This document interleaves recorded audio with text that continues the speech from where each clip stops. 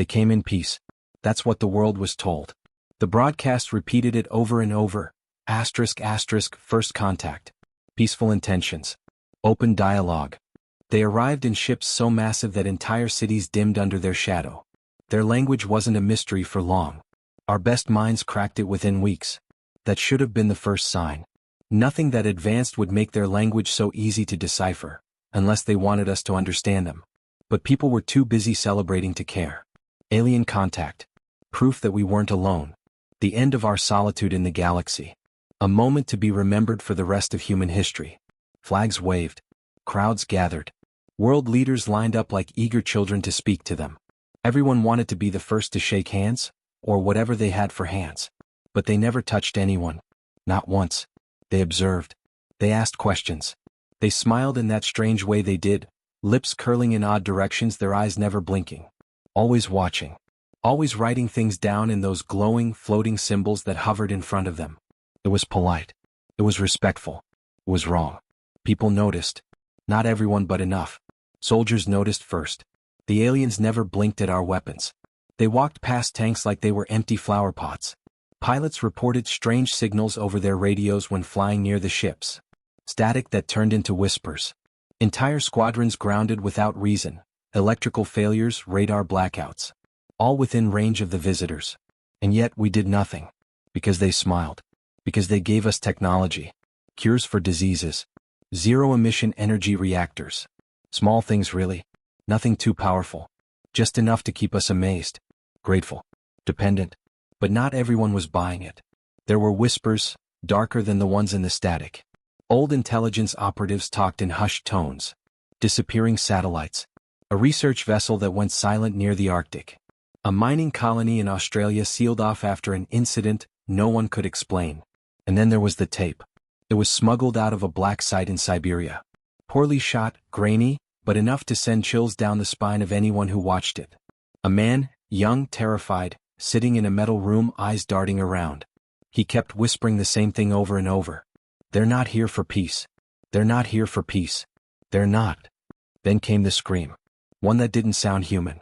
And the screen went black. It leaked, of course. Everything does. And when it did, half the world called it a hoax. The other half didn't. That's when things started to change. People stopped trusting the aliens. Not openly, of course. No one wanted to be labeled paranoid. But you could feel it. The cheers got quieter. The smiles more forced. The once crowded welcome centers began to thin out. And the aliens noticed. They didn't like fear. That became clear fast. They tried to smooth things over. More tech. More gifts. A peace conference held aboard their mothership. Dozens of human leaders invited. A grand gesture. A sign of unity. But none of them came back. The footage from the conference was released the next day. All smiles. Handshakes. Speeches about progress and understanding. And yet, if you looked closely, their eyes didn't match their words. Their movements were too stiff. Their voices slightly delayed like bad dubbing. Someone had edited the footage. The public started asking questions. Then answers came too fast. Too clean. Too perfect. That's when the real story began. A small outpost in Alaska, civilian-operated, off the grid, picked up a signal. Not alien, not human. A hybrid. Buried in it was a distress call. A single word. Help. It was one of the leaders. Voice trembling. Begging for extraction. That clip never made it to the news. But it reached the right people.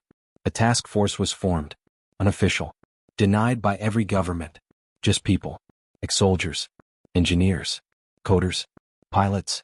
People who didn't buy the smiles. People who knew something was wrong.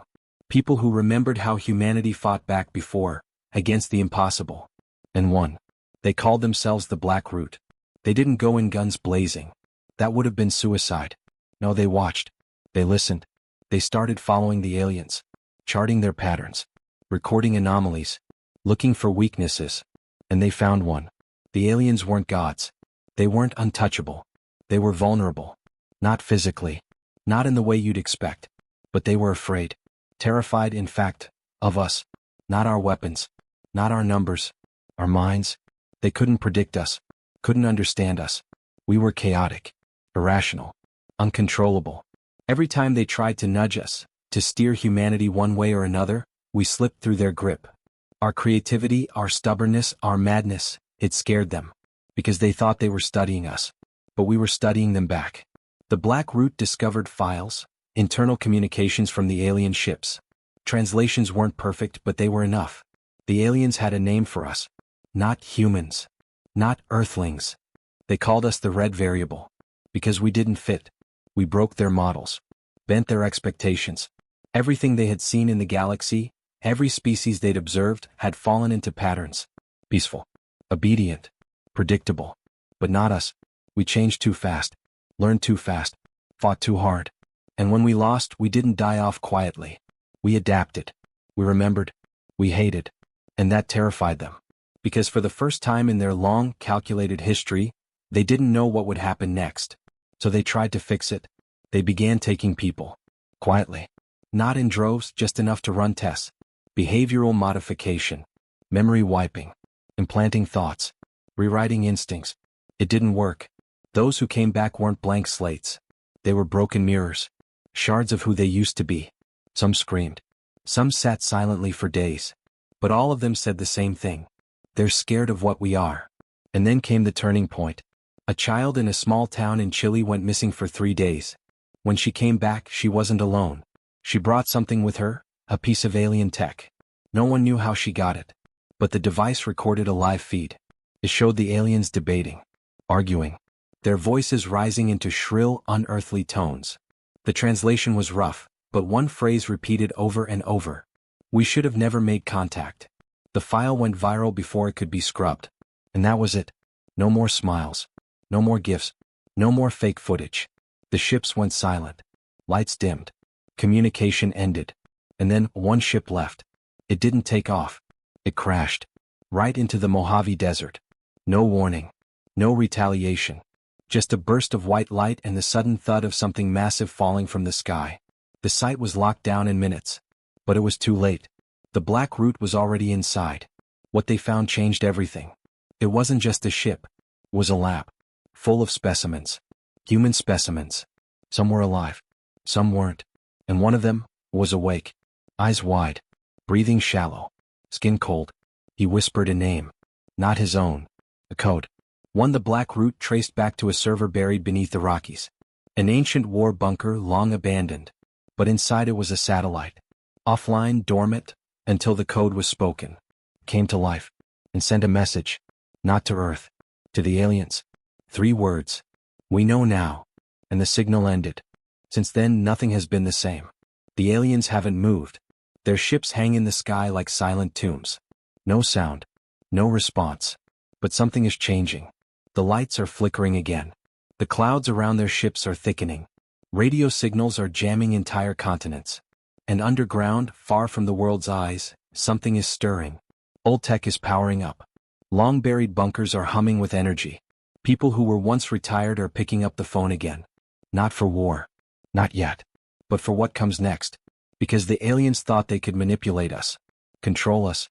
Guide us like sheep. But they forgot the most important part about humanity. We're not sheep. We're wolves. And now, we know the scent of fear. What happens next? That's up to them. Because they regretted making first contact. And it's far too late to take it back. The days after the crash felt like a breath held too long. The sky never changed. The alien ships still hovered, silent and still, like enormous statues suspended in orbit. But below the world had shifted. No press conference. No answers. No cleanup crew sent in public view. Only more silence. The kind that made your skin crawl. And the desert stayed closed. Military checkpoints stretched for miles. Roads blocked. Civilian signals jammed. Official word was meteorological interference. No one bought it. Not anymore. People whispered across forums, messaged in code. Leaks came in flickers, grainy pictures, smuggled audio. A figure in a containment suit, walking out of the wreckage with something pulsing in their arms.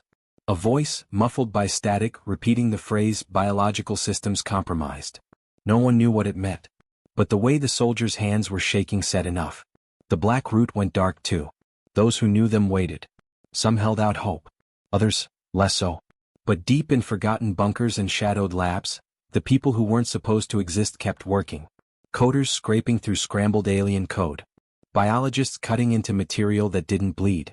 Linguists translating phrases that made no sense even in structure. Everything the aliens left behind, intentional or not, was being dissected, pulled apart piece by piece. And the more they learned, the worse it looked. Because the aliens didn't find us by chance. They'd been watching for centuries. There were records. Not full videos or documents, but fragments. Maps with human migration routes. Audio from wars that took place before satellites. Images of cities that burned long before the modern age. Our rise from the mud wasn't as quiet as we thought. Something about our violence, our speed, drew attention. And somewhere along the line they decided to come closer. Not to help. To study. One entry, buried deep in alien archives, carried only a date, August 6, 1945. The log that followed wasn't translated easily. The words came out broken, distorted. But one sentence, once untangled, stood out. They have unlocked the light meant only for stars. That was the day they began taking us seriously. The irony didn't go unnoticed. The first contact wasn't when we thought it was. It was just the first time they introduced themselves. But they'd been pulling strings long before that. Quietly. Testing reactions. Setting pieces in place. One of the oldest logs described something that shook even the most seasoned analysts. Subject refuses assimilation. Exhibits anomalous emotional response. Reconstructs identity after neural reset. Memory rejection rate, 92%. They weren't just watching us. They were trying to change us, rewire us, make us manageable, predictable, safe. But something in our biology, or maybe something deeper, resisted. Over and over, test subjects forced into artificial peace would tear it apart from the inside. They'd scream, fight, cry, burn things down just to feel real. And that scared the aliens more than any weapon ever could. Because we weren't just unpredictable. We were unbreakable. In the mountains, far from the cities and noise, a man once part of the Black Root stared at a piece of alien tech. It looked like nothing more than a smooth silver coin, but it pulsed with heat. He didn't understand how it worked. He only knew it was watching. Always watching. He'd lost his team. Gone silent after the Mojave crash. No bodies found. No transmissions. Just gone. Now he spent his nights awake trying to translate the whispers echoing from that device. It spoke to him sometimes in dreams. Not in words but feelings. Regret. Panic. Urgency. Like someone, or something, was trying to say, you need to run. But run where? The aliens were everywhere. Their ships didn't move but the air around them shimmered now. People living nearby began reporting symptoms. Nausea. Migraines. Dreams filled with flickering lights and alien sounds. Some even disappeared for hours, only to wake up on their kitchen floors with no memory of what happened. And the worst part? No one believed them. Not officially. Doctors blamed stress. Officials blamed electromagnetic disturbances. But those who'd seen the Mojave footage, those who heard the voice whisper, we know now, they didn't need explanations. They needed time. Time to understand what was coming. And time was running out. In an abandoned hospital on the outskirts of Berlin, a woman stared at a wall of screens. Each one showed a different alien ship. Her fingers moved constantly, typing code that no ordinary system could read. She'd once been one of the lead engineers on the first translation software. She left when she realized what they were hiding in the code. Not just language. Instructions. Each phrase, each polite alien greeting, it contained subpatterns. Commands. Not for us. For their own. Orders hidden in common phrases. When humans translated them, they saw simple greetings. But when the alien systems received them, they changed behavior. A pattern began to emerge. And she saw it. The messages weren't meant to open communication. They were triggers, countdowns, and they were getting shorter. Elsewhere, in a half-buried complex somewhere in Russia, a child sat in a room surrounded by chalkboards. Dozens of them. Filled edge to edge with symbols, some alien, some human, some unknown. He didn't speak. Not often. But when he did, he said things that didn't belong in a child's mouth. Time bends at the event, he whispered one night. They folded to reach us, but they unfold in the wrong direction. No one taught him those words. They didn't know where he came from. Only that his parents vanished during a Northern Lights incident 5 months prior. And when they found him, he had something in his hand. A shard of glass that didn't reflect anything. When they held it up, it showed stars no one could identify. The boy stared at it for hours like he was trying to remember something. When asked why he kept it, he finally answered, "They forgot I could feel." That line sent chills down the spines of everyone who heard it. It kept getting harder to deny. The aliens made a mistake. They thought humanity was just another species. Brash, violent, but ultimately controllable. They didn't understand that everything we are, our fear, our love, our chaos, is the reason we can't be tamed. They didn't expect our minds to fight back. And that's what was happening. People were dreaming things they shouldn't know, designing machines they couldn't explain, sketching symbols they'd never seen before. Something was changing. But whether we were evolving or unraveling, no one could say. In the heart of the Sahara, where no ships hovered and no signals reached, an old man lived alone in a cave once used by his ancestors. He had no radio, no television, yet somehow he knew. They walk in stolen skin, he said to the wind one night, and their bones forget who they once were. When asked how he knew, he only smiled. I remember them. He claimed to have seen them before. Not these exact visitors, but others, similar, watching from the cliffs when he was a child. He said they used to come in dreams, offering gifts wrapped in gold, speaking of unity and order. But when he refused to listen, they left. And now they had returned. He said something else too, softly, almost like a lullaby. They thought they'd find peace in our blood. But all they found was fire. Back in the cities, people began to riot, not for food or money or safety, but for truth. They wanted answers. Real ones. The governments remained quiet. Official networks spun the same lines. Technical difficulties. Diplomatic communications pending. But people knew better now. And worse, the aliens knew we knew. The ships began humming. Not loud. Just a low vibration deep in the bones. People living in range said they couldn't sleep. Pets ran off. Birds vanished. Compasses spun. At night, strange lights pulsed beneath the hulls. Shapes like circuitry, alive and moving. No one knew what they meant. But the timing wasn't coincidence. Because that was the same week the stars changed.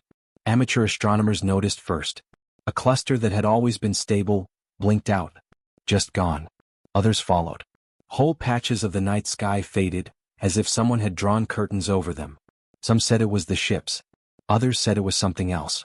Something coming. And still the broadcast remained silent. Except one. A single radio station in an old mining town began transmitting again, decades after it had gone off air.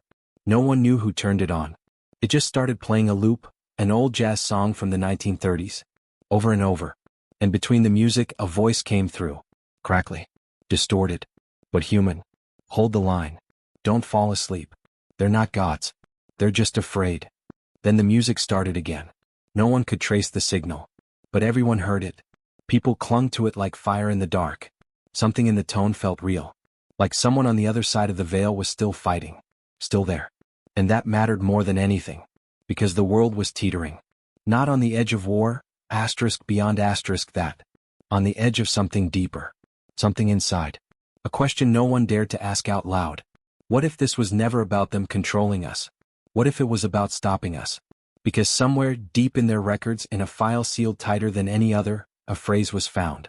3 words written in every language the aliens used. Contain. Before spread. Spread of what? They never said. But maybe it wasn't a disease.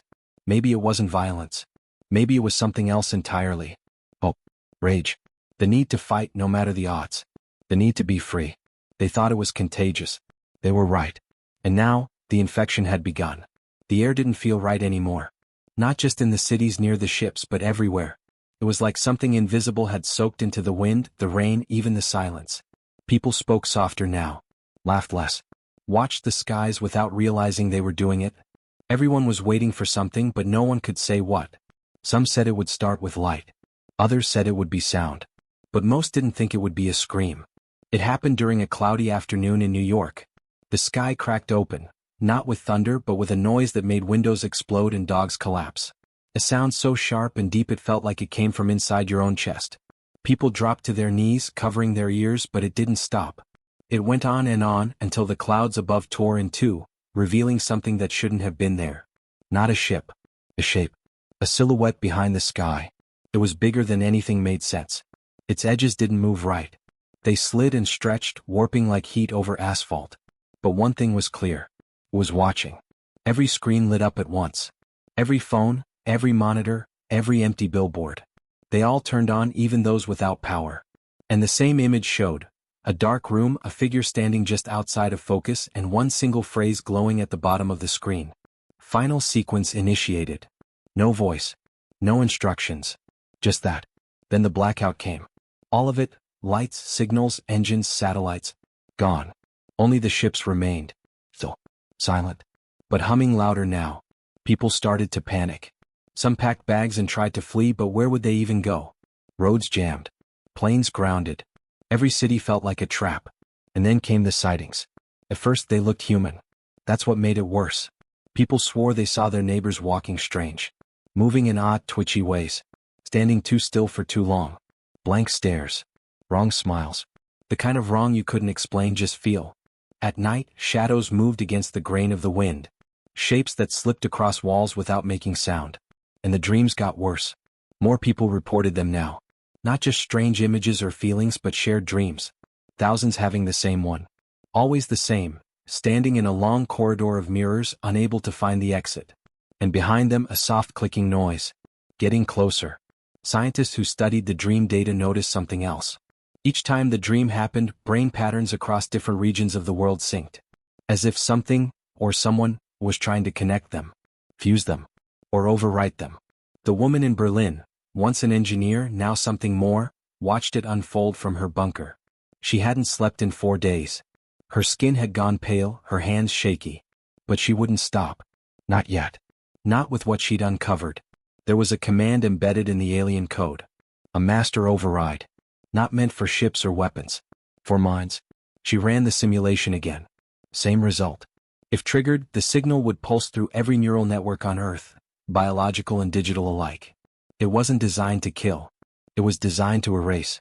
To overwrite identity. Memory. Emotion. To reset humanity like a file wiped clean. And it was already counting down. In the desert near the Mojave crash site, the man who had lost his team was no longer alone. Survivors from other sites had found him.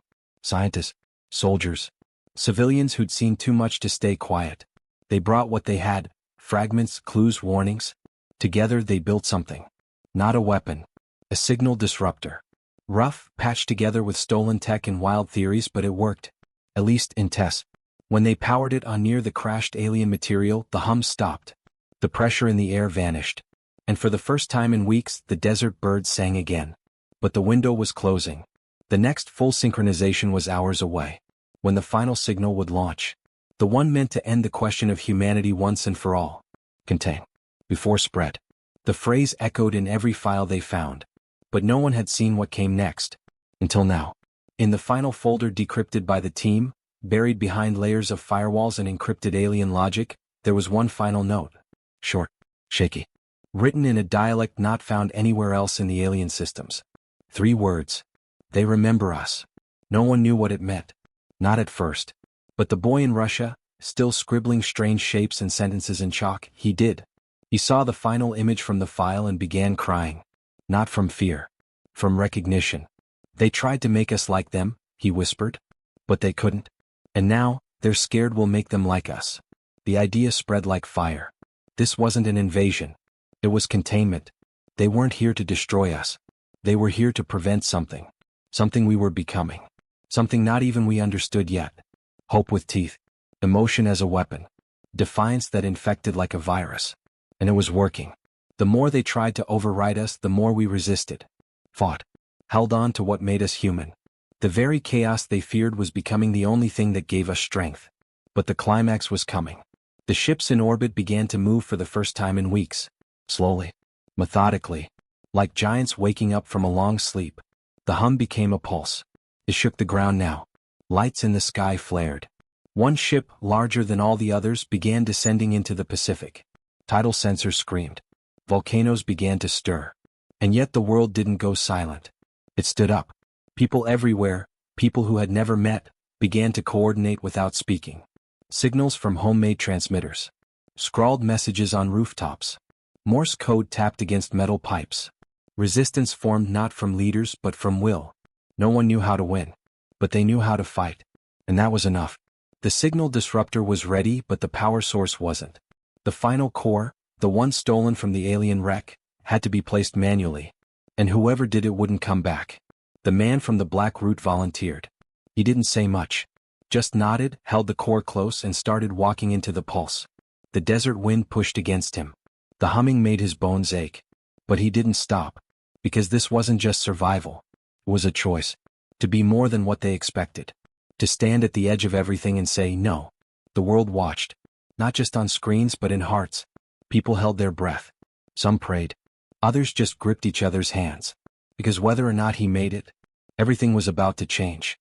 The man kept walking. With the alien core pressed to his chest, his boots sank into the sand as the ground pulsed beneath him. Every step felt heavier than the last. The sky wasn't just dark now, it was moving. Swirling with colorless shapes, like something was peeling back the veil between what humans could see and what had always been there, waiting. The signal from the disruptor tower buzzed in his earpiece. Faint. Barely audible. It was still online. Still tracking. But something else came through, static at first, then a voice. Not human. Not even alien, not in the way they'd come to know. It sounded like everything at once. A child. A machine. A choir. A scream.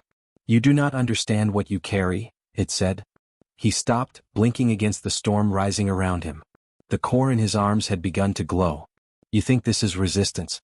But it is infection. The voice wasn't just in his ears now. It was behind his eyes. In the bones of his skull. Stop, he whispered, not sure who he was talking to anymore. I have to do this. They sent us here to stop you, the voice said. Not to end you. But to contain what you're becoming. He shook his head. Grit clenched in his teeth as he pushed forward. From the hills above the site, others watched him, a scattered group of survivors, engineers, former soldiers, even children. Each of them carried scars in their own way. The woman from Berlin stood among them, clenching her coat tight as she stared down at the man in the storm. She knew something was wrong. The core wasn't just a key to shutting down the ships. It was bait. The aliens hadn't miscalculated humanity. They had expected fear. Chaos. Surrender. And when that didn't work, they pivoted. They offered a chance to resist. They planted the tools for it. They let the disruptor be built. They wanted the humans to bring the core to the field. Because this wasn't just a war over Earth. It was a test. And humans were about to pass it in a way that terrified their creators. From deep within the Pacific, the colossal ship breached the surface with a force that triggered quakes from Tokyo to Chile. It didn't just rise, it unfolded. Walls moved like liquid, revealing something inside. Something not mechanical. Not alive. But conscious. The signal reached every screen again. This time it wasn't a warning. It was a memory. A grainy feed from somewhere far away. Another world. Another species. And another failure. It showed a civilization like Earth. Lush, alive, proud. They'd resisted to. Built their own machines. Rebelled against the override. And they won. But not in the way anyone expected. They evolved. Changed. Turned the very weapon used against them into something else. And what came after wasn't a species. It was a force. It wasn't about technology. It was will. Emotion. The ability to hold on to pain, to love, to madness, and still move forward. The aliens hadn't made first contact with a primitive race. They'd made contact with the next stage of something they thought they'd destroyed eons ago. The thing they'd called the flicker. A force that rose from ashes, that could not be copied, could not be reasoned with, could not be predicted. Not because it was powerful. Because it was human. And it had happened again. The boy in Russia, eyes wide and unblinking, scribbled faster now. The corridor of mirrors from the dreams? It wasn't a prison. It was a cocoon. They hadn't been trapped. They'd been growing. In the desert, the man felt the core begin to vibrate violently.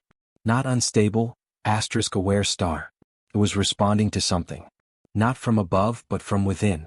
A second voice joined the first. Not alien. Familiar. Faint. It was the voice of someone he'd lost years ago. Someone he'd buried. Someone who used to read to him under a broken lamp when the world was cold and food was hard to find. It was his mother's voice, soft and warm, even in the middle of the storm. You're not alone, she said. He dropped to one knee, not from fear but from weight. The weight of every story, every song, every hand held tight during firelight prayers. He remembered it all, and in doing so he changed. The disruptor wasn't supposed to run on raw energy. It needed memory. It needed the one thing the aliens had always feared, a soul that wouldn't let go.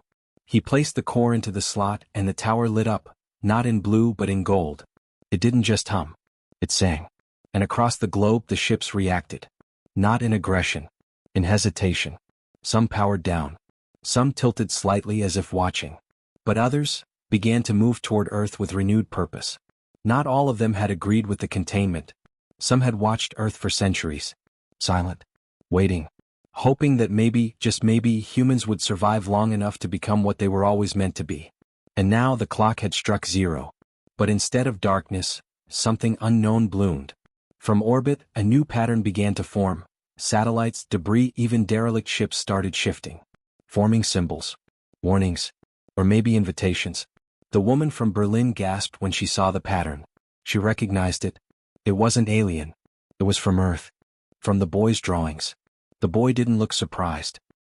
He turned to the window, pressed his hand against the glass and said quietly, "They're not the only ones watching." Something was coming. Not from above. From inside. It had been seeded in every moment of human kindness. Every decision to forgive. Every refusal to break. All of it building something invisible. Something alive. And now it was waking up. In every city people began to feel it. A low vibration through their chest. A warmth that had nothing to do with temperature. Eyes glowed for a second and then returned to normal. Some cried. Others collapsed in awe. Not possession. Connection. The real weapon hadn't been technology or resistance. It had been empathy. The ability to reach past pain and still care. To suffer and still protect. To lose and still love. The aliens had called it instability. But it was creation. Uncontrollable. Unfiltered. And now unbound. The man stepped back from the disruptor as the sky split again. The silhouette returned, but this time it wasn't alone. Shapes formed beside it, familiar. Human-shaped. Glowing from within.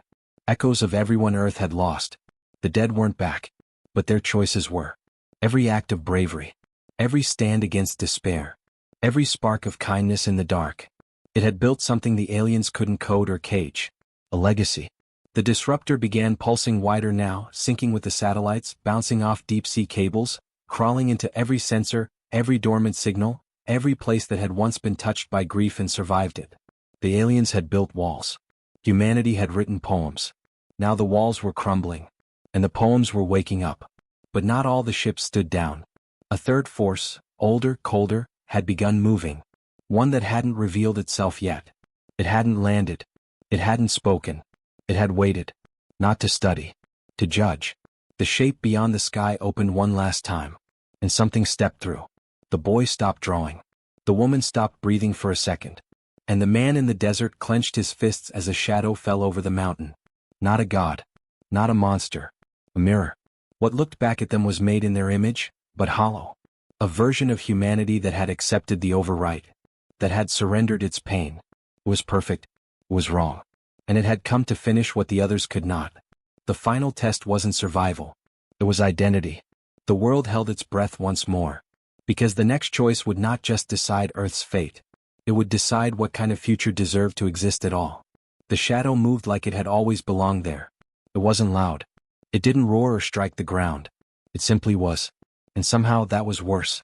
Because when people looked up, when they saw the thing that wore their shape but had no soul, they felt a silence inside themselves. The kind of silence that made you question who you were and what you had done to deserve still standing. The boy dropped his pencil. The woman from Berlin whispered something under her breath, too quiet to hear, but her hands trembled. The others behind her stared up at the sky like it had betrayed them. And the man in the desert, he just stood still, the dust swirling around his boots, the core behind him pulsing like a heartbeat. The disruptor tower hummed low and steady, feeding off what had been poured into it, not just from him but from all of them. All their losses. All their hopes. All the nights they'd kept going even when the world didn't give them a reason. That tower had become something else now. Something no machine could measure. And the shadow knew it. It hovered there, massive but unmoving, as if it was waiting for humanity to blink first. Then it spoke. But it wasn't like the others. Not layered or distant. Not alien. It spoke in his own voice. The man's knees buckled. It wasn't a recording. It wasn't an echo. It was him. Every thought he'd buried. Every mistake. Every doubt. It knew the exact moment he almost gave up. Knew the faces of those he'd let down. The choices he wished he could take back. The things he'd never said out loud, not even once. "You're not ready," it said. "You build towers out of grief and call them courage." It pointed toward the sky, and every ship that had been watching, those that had powered down, the ones still holding position, they started to drift backward. As if even they weren't sure what would happen next. The boy at the facility reached for his drawing, now just a mess of graphite smears and torn paper. The woman clutched her coat, her face pale. And the man stood up. He didn't argue with it. Didn't shout. He just took a step forward. And then another. "You're right," he said quietly. "We're not ready." The shadow tilted its head. "But we never waited to be," he added. And with that he reached into his jacket pocket and pulled out a single item. Crack. A photo. It showed a group of people smiling in front of a burned-out building. Arms around each other. Faces lined with dirt and ash and pain. But they smiled. He held it up. "This is who we are." The shadow shifted ever so slightly. A ripple ran through its form like a glitch. The disruptor responded. Not with light. With sound. Voices. Laughter. Screams. Cries. Prayers. Songs. A flood of everything the aliens had tried to bury, everything that made humanity human. And then the sky cracked. Not with light or fire but with memory. Every person, every child, every forgotten soul who had ever reached out and been answered in kind. Those moments rushed through the air like electricity. The atmosphere lit with them. Not data. Not algorithms. Real. Messy. Alive. The mirror shape screamed, not aloud but into minds. It wasn't supposed to be this way. Humanity was supposed to break. To fall into itself. To consume itself with doubt. Instead they'd made the opposite choice. They embraced it. Pain, joy, fear, failure. They didn't hide from it. They let it shape them. The shadow lunged. And in that instant the man closed his eyes. He didn't run. Didn't resist. He remembered. He thought of the woman who once gave him a coat in the dead of winter. Of the boy who didn't speak for weeks after the invasion, but finally asked if it was okay to smile again. Of the stranger who shared their last piece of bread because it was the right thing to do. That was the core. Not the alien tech. The people. And just before the shadow struck, the tower surged. But not outward. Inward. It didn't destroy the shape. It absorbed it. Took everything it had, the cold, the precision, the logic, and folded it into the only thing that could hold it without collapsing. A heart that had already known loss. The sky exploded in silence. Light spilled out like a river, not fire, not heat. Understanding star. The kind that breaks you before it builds you back. When the light faded, the ships were gone. No wreckage. No retreat. Just gone. The man dropped to his knees, gasping. The photo slipped from his fingers and landed softly on the sand. He didn't move to pick it up. He didn't have to. It had already done its job. From the horizon, the woman from Berlin started running toward him. Others followed. Not because it was safe. Not because it was over. Because they were still here. And that meant it wasn't over yet. In the skies above, something shimmered. A single ship remained. Small. Slick. It didn't hide. It descended slowly, carefully, like it was asking permission. The door opened. And something stepped out. Not an alien. A child. Human. Or at least mostly. She looked at the man with eyes that glowed faintly. She didn't speak, but he heard her anyway. "I was born from the question you asked when you refused to quit." He stared, not sure what he was seeing. "We didn't come to change you," she said. "We came because you changed us." The woman reached the man and grabbed his arm, helping him up. They both stared at the child. The boy back at the facility smiled. Somehow he already knew. From behind her, more shapes stepped out. Different? No. They carried the feel of old pain, but also the pulse of something untouched by war. The future had come down to meet them. But it wasn't to rule or take. It was to learn. The man looked at the sky one last time. At the place where the mirror had stood. At the space between stars where questions still waited. And then the twist came. Because in the ruins of one of the cities, buried under collapsed towers and ash, a small, blinking light came back online. It wasn't human. It wasn't alien. It was ancient. Forgotten by both sides. And it had been watching, waiting. The screen flickered, and a line of text scrolled in a language no one had spoken in 10,000 years. One word. Confirmed. Then it sent a signal. And far beyond the edge of mapped space, something massive stirred.